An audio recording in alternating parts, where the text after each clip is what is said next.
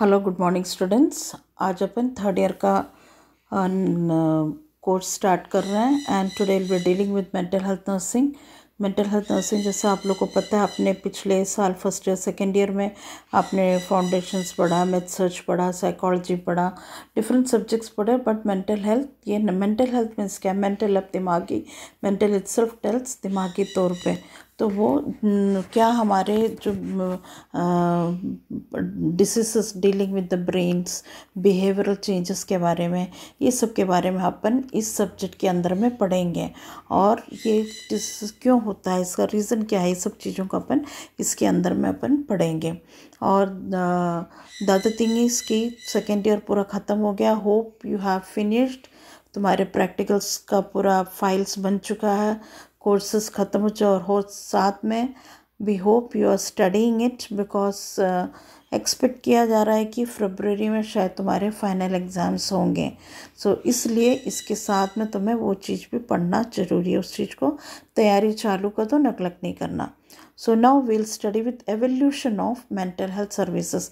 Evolution means क्या है? कुछ भी चीज़ में जो चेंजेस आ रहा है, डेवलपमेंट जो हो रहा है, इवॉल्व होता है, कुछ भी चीज़ डिवॉल्व होता है। तो मेंटल हेल्थ क्या है? बीमार तो जब से दुनिया चालू हुआ तब से लोग बीमार पड़ते थे, तो बीमारों को ठीक किया जाता था, उनको ध्यान रखा जाता था। लेकिन जो दिमागी तौर से जो बीमार होते थे उनके लिए जो है वो कैसे होता था, उसमें क्या क्या चेंजेस आए हैं, वो अपन देखेंगे evolution of mental health services में। तो पहले अपन देखेंगे एंशंट हिस्ट्री क्या है। एंशंट हिस्ट्री में क्या, जो मेंटली इल पेशेंट्स रहे, जो दिमागी तौर से जो परेशान रहते थे, उनको क्या करते थे, कोई भी केयर नहीं, मीन्स केयर, उनका ध्यान नहीं रखा जाता था। वो दिमागी तौर से कमज़ोर रहते थे। तो इसलिए क्या है कि वो उनके में कोई भी कॉपरेशन नहीं रहता था। वो जो कर रहे हैं उन्हीं को नहीं मालूम रहता था, उनके में इंसाइट नहीं रहती। इंसाइट है ना, वो क्या कर, उनकी समझ, उनके खुद के बारे में उनको नहीं पता रहता था। तो इस कारण क्या हो कि उन लोगों को बहुत परसिक्यूट किया जाता, मारा पीटा जाता था, नेगलेक्ट किया जाता था उनको। देवर शंट, कोई भी ध्यान नहीं रखना, उनको इग्नोर करना, उनको गंदे पड़े तो गंदे पड़े हैं, कोई कोई ऐसा ध्यान उनको नहीं रखा जाता था। और अनट्रेंड पीपल 1860 तक, 1860 तक तो ऐसे ही चला। उसके बाद में उनको कस्टोडियल केयर में रखा गया। कस्टोडियल केयर के जैसे आज अपन हॉस्पिटल बोलते हैं, उसी तरीके से उस टाइम में क्या था, उस टाइम में जो भी सुविधा थी उस टाइम में, जैसे घरों में बंद करके रखा जाता था, उस या वैद्य के पास रखा जाता था, ऐसा सब चीज़ें उस टाइम में होता था। और इनको कोई ट्रेनिंग, जो भी लोग देखते थे उस टाइम में कोई भी ट्रेन पीपल नहीं थे, तो अनट्रेंड पीपल थे इनको जो मेंटली इल पेशेंट्स को देखते थे। देखेंगे चाइनीज़, अपन देखेंगे चाइनीज़, इजिप्शियंस, ग्रीक, उन उन उन लोगों में इनके लिए कैसा विचार थे। तो इन जो मेंटल पेशेंट्स को इंसेन बोलते थे। इंसेन है ना, उनको जिनको कोई भी अपने बारे में कुछ भी खबर नहीं है। तो इंसैनिटी, तो जो ऐसे जो पेशेंट्स इंसेन लोग हैं, उनके बारे में ये बोला जाता था कि क्या है कि वो डेमोनिक पोसेशन है, उनके में इविल स्पिरिट्स या भूत प्रेत से के कारण ऐसा बिहेव कर रहे हैं। ये सब था उन लोगों का जो सोच था।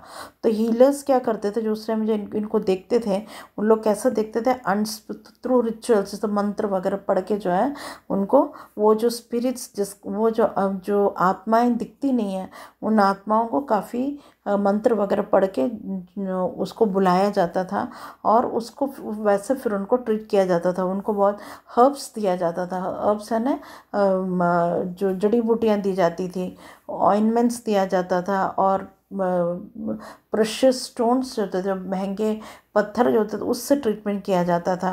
और उन लोग ये बोलते थे, उन उस टाइम की सोच ये थी कि मेंटल इलनेस जो है वो कभी भी ठीक नहीं हो सकता। और उस कारण क्या है कि उनके साथ में जो ट्रीटमेंट भी जो होता था बहुत ब्रूटल रहता था, बहुत बहुत मीन्स अपन उस एक्सपेक्ट ही नहीं कर सकते उस टाइप की उनके साथ में देख रेख होती थी। और जो मेंटली इल पर्सन्स थे उनको हमेशा इम्प्रिजन करके, वो ऑफन इम्प्रिजन और फोर्स्डली, या तो उनको पूरा टोटली कैदी बना के रखा जाता था या फिर वो उनको घर से निकाल दिया जाता था। तो अपन देखेंगे कि रोड वगैरह में वो भीख मांगते रहते थे या घूमते रहते थे। अब आज भी अपन देखते हैं ऐसे लोग अपन को रोडों में मिलते, उस तरीके से रखा जाता था। और उनको बहुत कोई भी उनको इंसानियत वाले ट्रीटमेंट उनका नहीं दिया जाता था। और टोटली वो किसके ऊपर डिपेंड होते, चैरिटी इंस्टीट्यूशन, जो रिलीजियस इंस्टीट्यूशंस हैं। तो उस टाइम में सब क्या था कि जो क्रिश्चियन इंस्टीट्यूशंस रहते थे, फादर्स सिस्टर्स, उन लोग क्या रहता था, उनका आश्रम रहता था। तो वहाँ पे उन लोग उनका ध्यान रखते थे। और मेनली इन लोग का, इनके पास तो कुछ पैसे नहीं रहते थे, उन्हीं के द्वारा जो है उन लोग देखे जाते थे। और कई लोग क्या है कि उसके लिए चैरिटी देते थे। तो उस वगैरह से जो है इनकी देख रेख होती थी। और फिर इनका एस्कोरिज्म, जो दूसरा एक ट्रीटमेंट मोड जो इनके लिए यूज़ किया जाता था, दैट इज़ कॉल्ड एस्कोरिज्म। एस्कोरिज्म मीन्स वो है दैट बाई प्रेयर से, बहुत हल्ला मचाना, नॉइस मेकिंग, प्रेयर, पूजा पाठ से वगैरह करके क्या है कि एस्कोरिज्म मीन्स जो भूत प्रेत को निकालना, उस चीज़ को है जो एस्कोरिज्म बोलते हैं। तो प्रेयर और ये सब के द्वारा जो है, जो भी इन लोग के ऊपर में जो भी अशुद्ध आत्माएं हैं, उन्हें उसके द्वारा निकाला जाता था। फिर उनको दवाई जो पिलाते थे, परगेटिव मीन्स जिसको खा के लैट्रिन या उल्टियों के द्वारा जो है वो अंदर से गंदगी निकालते थे। तो उसके लिए यूजुअली क्या है, शीप, जो शीप होता है या बकरी होता है, बकरी या जो शीप होता है, शीप यानी जो अपन स्वेटर वगैरह में ऊन जो निकालते हैं, वो वाला जानवर, उनके जो है उसका काउ डंग, उसका जो लैट्रिन होता है, उसको निकाल के, या गोबर या उसको निकाल के उसको पिलाते थे, ताकि उसको पिलाने से क्या होता, उल्टी होगा, लैट्रिन होगा। तो इसके द्वारा उनके अंदर से जो है गंदगी को निकालना, कि ये सब था ट्रीटमेंट कर। दूसरा था ट्रिफेन, जो स्कल जो रहता है, सिर के अंदर में पत्थर से, शार्प पत्थरों को करके, सर को होल्ड करके उसको पत्थरों को इंस्ट्रूमेंट्स बनाया जाता था। और उससे क्या है कि स्कल को ओपनिंग करके, उसको स्कल को ओपन करते, दिमाग खोपड़ी को गड्ढा करते थे, खोलते थे, गड्ढा करते थे। और उसके अंदर से उन लोग जो भी इविल स्पिरिट्स हैं, दिमाग में भूत प्रेत पकड़ लिया बोलते थे, और उसको वैसा करके उसको निकालते थे। तो ये था जो उस टाइम में जो ट्रीटमेंट्स होते थे। फिर आया 4600 BC। 460 BC means before the birth of Christ. तो वो 460 BC में हिप्पोक्राइट्स कौन था? He was named to be as the father of modern medicine. और वो था जो पहले जो पर्सन बोलता है, ये क्या है कि ये भूत प्रेत के द्वारा नहीं है, कुछ ना कुछ ब्रेन में कुछ ना कुछ प्रॉब्लम हो रहा है, या ब्रेन पैथोलॉजी में कुछ गड़बड़ियाँ हुई है, उसके कारण ये इलनेस हो रहा है। वो हिप्पोक्राइट्स द फर्स्ट पर्सन जो इस चीज़ के बारे में, और क्या बोलता है उसके अनुसार इसका ट्रीटमेंट का क्या तरीका रहता है? The treatment was by marriage, शादी कराता वो उसका सोल्यूशन मानते थे। फिर उसके बाद आया 429 BC में आया प्लेटो का कहना क्या था, बिलीफ क्या था? वो बिलीव करता है कि मेंटल डिसऑर्डर्स जो है, इस a combination of organic, moral and divine causes. तो ऑर्गेनिक यानी तुम्हारे कुछ ना कुछ इम्बैलेंस, तुम्हारे जो ट्रांसमिटर्स वगैरह हैं उनके में कुछ इम्बैलेंस हो रहा है, उसके कारण। मॉरल यानी तुम्हारे बिहेवियरल चेंजेस के कारण, या फिर डिवाइन यानी तुमने कुछ पाप किया है या किसी का श्राप है, उसके कारण। तो उन्होंने बोलते हैं कि प्लेटो क्या बोलता है, इसका कॉम्बिनेशन है जिसके कारण मेंटल डिसऑर्डर्स होता है। उसके बाद में फिर आया एरिस्टोटल आया 384 BC में। तो एरिस्टोटल का क्या कहना था, ये जो भी चीज़ें हो रहा है, ये बिहेवियर ऐसा कहता, रिप्रेस्ड इमोशन यानी वो कोई इंसान अपने ज़िंदगी में उनकी बहुत दुख होगा, वो चीज़ को क्या कि वो अपने अंदर दबा के रखते हैं, वो किसी से शेयर नहीं करते हैं। तो जो फीलिंग्स जो है, वो जो अपने दिमाग में दबा के रखे हैं, तो उसके कारण से जो है वो दबा हुआ फीलिंग्स जो है, इमोशंस जो है, वो इस तरीके से बाहर रिप्रेस्ड इमोशंस के कारण है। तो उनका कहना था कि कैथारसिस एंड म्यूज़िक थेरेपी वो एक ट्रीटमेंट मानते थे, जैसे म्यूज़िक थेरेपी दो तो वो एक इफेक्टिव मोड, उनका मूड चेंज होगा, उनके अंदर से वो खुश होंगे जो गाना वगैरह सुन के, तो उसके अंदर से क्या है कि उनकी सोच जो थिंकिंग प्रोसेस चेंज होगी, तो वो क्या है कि वो देखेंगे चेंज होंगे। ये अरिस्टोटल का बिलीफ था। तो ये था BC तक जो ट्रीटमेंट होता था। उसके बाद आया AD मीन्स आफ्टर अडेनॉय बोलते हैं ना, after the death of Christ बोलते हैं। उसके बाद में जो आया तो वो है from 1/5 period, first the period of persecution. Period of persecution में क्या होता था, that was the period between 1552 BC से 1400 AD तक के में क्या होता है, मेंटल पेशेंट्स जो इनको मेंटल इलनेस था, they were avoided, patients with mental illness were avoided, they were thrown out of the society, उनको सोसाइटी से फेंक दिया जाता था, बाहर में सोसाइटी में रखा नहीं जाता था। And they were beaten by the people, लोग उन्हें मारते थे, पीटते थे। ये था पीरियड ऑफ, इसलिए उसको पीरियड ऑफ परसिक्यूशन बोला जाता है। उस टाइम में कोई भी उन लोगों को जो कोई नर्सिंग केयर नहीं मिलता था, कोई इंटरेक्ट नहीं करता था उनसे, उनको बहुत, तो इसलिए उस पीरियड को पीरियड ऑफ परसिक्यूशन बोलते हैं। फिर आया उसके बाद में पीरियड ऑफ सेग्रीगेशन। सेग्रीगेशन का मतलब उनको अलग रखना। तो period of segregation was between 1545 AD से 1800 AD तक का बीच। इस टाइम में क्या होता है, मेंटली इल पेशेंट को सेग्रीगेट करता, अलग करते हैं, and they were kept in अजाइलम्स। ये आया अजाइलम का ज़माना। अजाइलम का ज़माने में आश्रम जैसा बना दिया जाता था, और ये इसको फंड कौन करता था, गवर्नमेंट फंड करती थी। और ये अजाइलम में ऐसे जो भी पेशेंट्स थे उनको रखा जाता था अजाइलम में। तो फर्स्ट अजाइलम सेंट मेरी ऑफ बेथलेहेम में बिल्ट हुआ था, लंदन में। ये बना था कब, इन द 14th सेंचुरी में ये बना था। कंसीव्ड एज अ सेंचुरी और refuge for the destitute and afflicted, जो भी जिनको भी कोई देख रेख करने वाला नहीं, उन सबको वहाँ पे रखा जाता था। Then asylum become the repositories for prolonged enclosure of the mentally ill. उसके बाद में ये चीज़ बना मेंटली इल लोगों के लिए करके, अलग से असाइलम बना। तो जो भी इंसेन पेशेंट्स थे उनको ट्रीट कैसा किया जाता, लाइक एनिमल्स, इंसान जैसा नहीं ट्रीट किया जाता, उनको पूरा जानवर जैसा ट्रीट किया जाता था। और उनको ठीक से कपड़े पहनने नहीं दिए जाते थे, खाना ठीक से देते नहीं थे, उनको हमेशा पैर वगैरह सब बांध उनके रखते थे, केज्ड, उनको टोटली बंद रखते थे।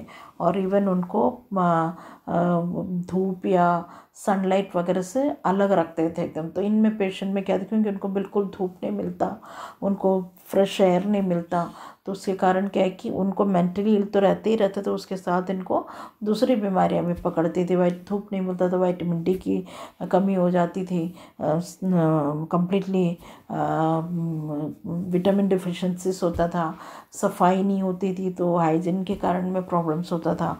तो ये था जो पीरियड ऑफ सर्दी। कोई उनको देखता नहीं, तो उनको अलग से बंद करके दिखाया जाता है, खाना फेंक के दिया जाता है, कोई भी केयर, वहाँ पर लेटरिन किया उसी में पड़ा है, यूरिन किया उसी में पड़ा है, इसी तरीके से सब उस टाइम में इनकी देख रेख होती थी। फिर आया ह्यूमैनिटेरियन पीरियड। ह्यूमैनिटेरियन पीरियड आया बिटवीन 1745 टू 1826 AD में। इस टाइम में ये पीरियड में ह्यूमैनिटेरियन पीरियड, अपन वर्ड का मीनिंग से ही, सब ह्यूमैनिटेरियन मीन्स इंसानियत।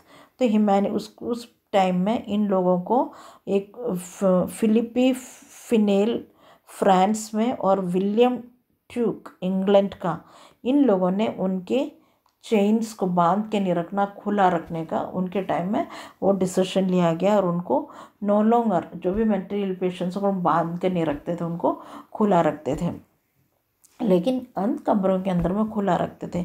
ये क्यों हुआ, विलियम ड्यूक जो था ये बहुत पढ़ा लिखा इंसान था, और ये उस टाइम में राइट्स ऑफ मेंटली इल के लिए फ़ाइट करता था। तो उस कारण वो उन टाइम में उनको पकड़ के, वो ठीक ठाक तो उनको कोई दिक्कत नहीं था, लेकिन उनको पकड़ के असाइलम में डालते हैं।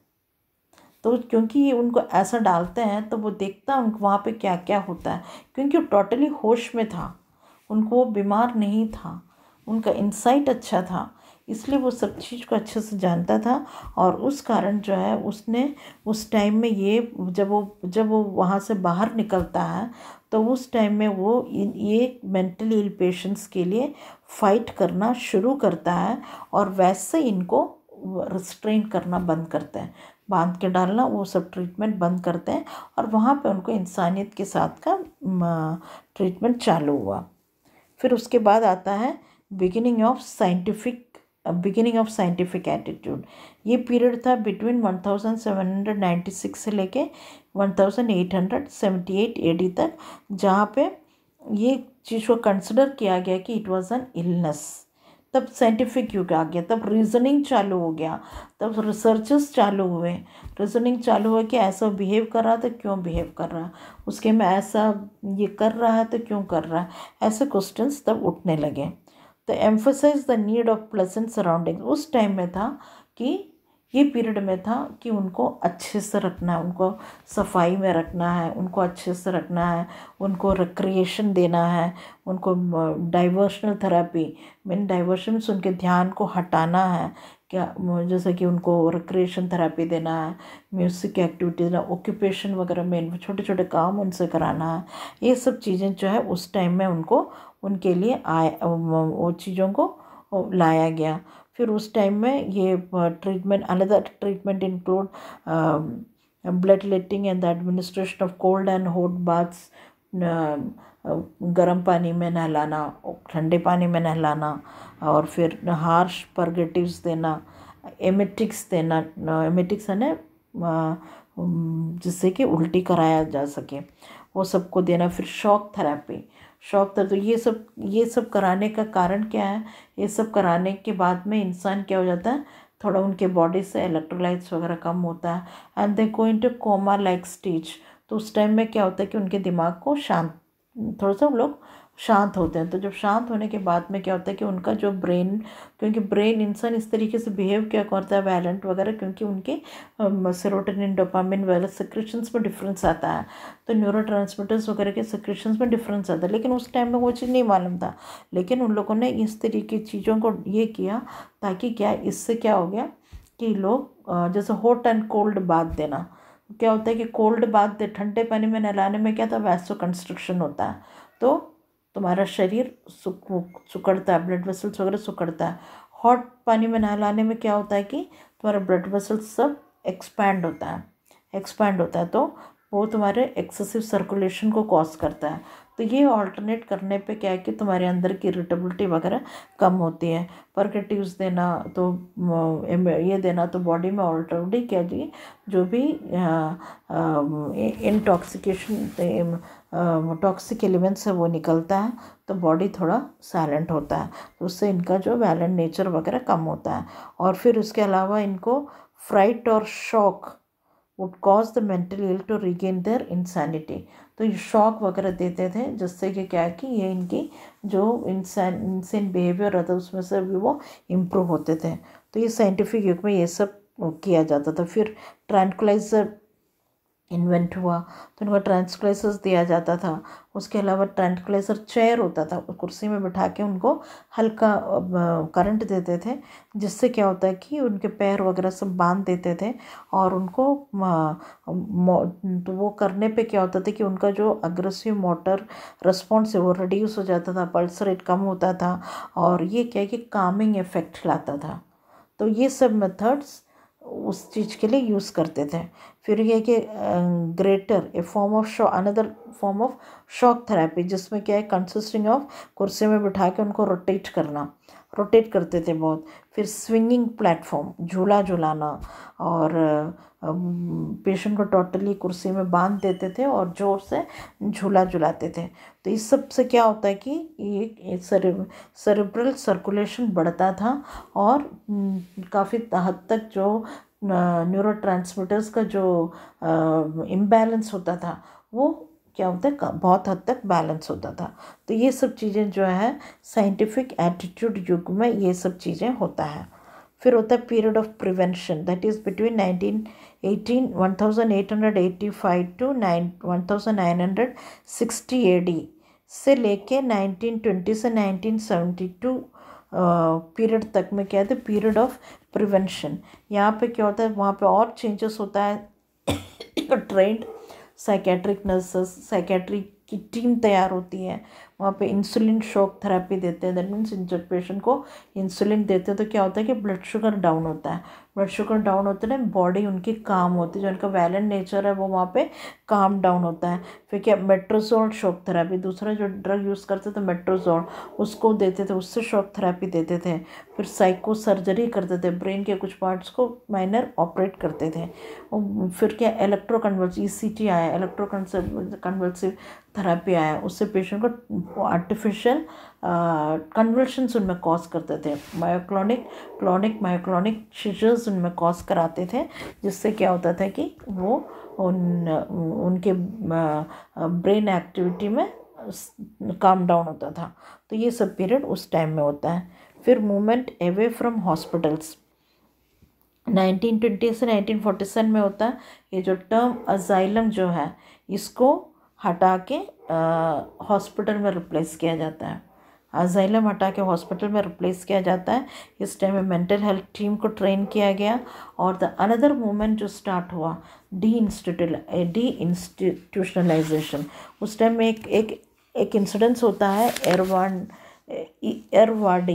एरवाडी फायर इंसिडेंट होता है। जो एरवाडी करके जो तमिलनाडु में एक जगह था, वहाँ पे लोगों को, एक आश्रम था बड़ा वाला, जहाँ पे लोगों को बांध के डालते थे ये। और क्या हुआ था, एक बार वहाँ पे आग लग जाता तो ये सब बंधे हुए थे। तो उस टाइम में क्या होता है कि 25 लोग जो मेंटल पेशेंट्स वहाँ पे थे, आग में जल के मर गए। उसके बाद इनको डी इंस्टीट्यूशनलाइजेशन का थेरेपी, बहुत बड़ा एक इंसिडेंट था। 25 लोग, क्योंकि उन लोग को बंधे हुए थे, नहीं तो आग जलता था क्या होता, वो कैसे भी दौड़ के एस्केप होते, लेकिन क्योंकि उनको बांध के डाला गया था, वो एस्केप नहीं हो पाए और उन लोगों की डेथ होती है। तो उस कारण उसके बाद से जो है डी इंस्टीट्यूशनलाइजेशन मूवमेंट स्टार्ट हुआ कि लोगों को जितना हो सके, एकदम इल है उन्हीं को हॉस्पिटल में रखते हैं, बाकी सबको घरों में रखा जाना। डी इंस्टीट्यूशन, फैमिली के साथ रखना, फैमिली थेरेपी वगैरह चालू हुआ।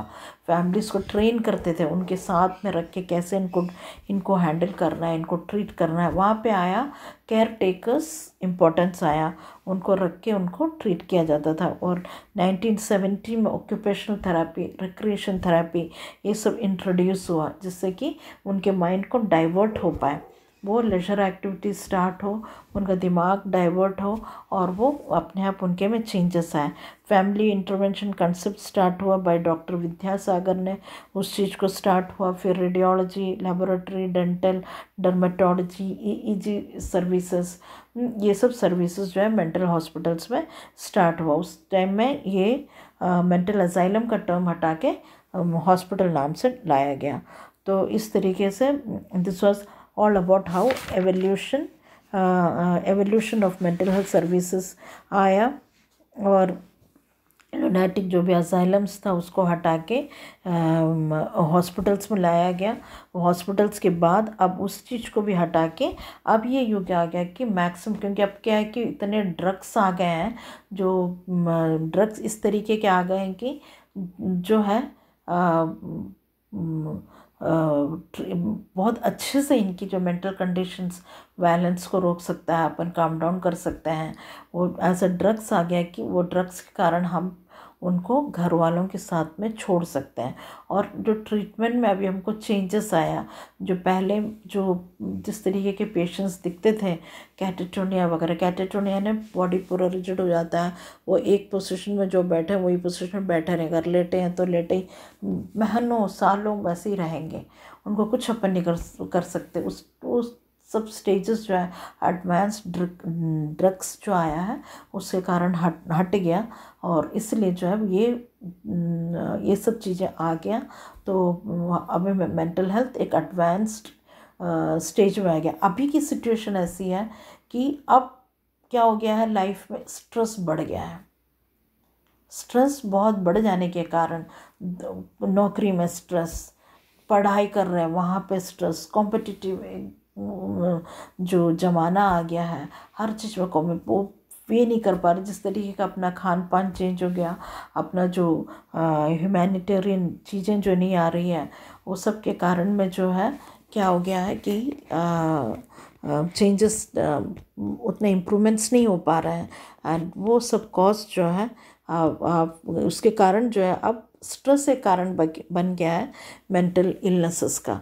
तो अभी क्या है कि अभी अपन को पहले जैसे केसेस नहीं दिख रहे हैं। तो हम इन समरी अपन ने आज क्या क्या देखा कि we have dealt with evolution of mental health services में डिफरेंट पीरियड्स।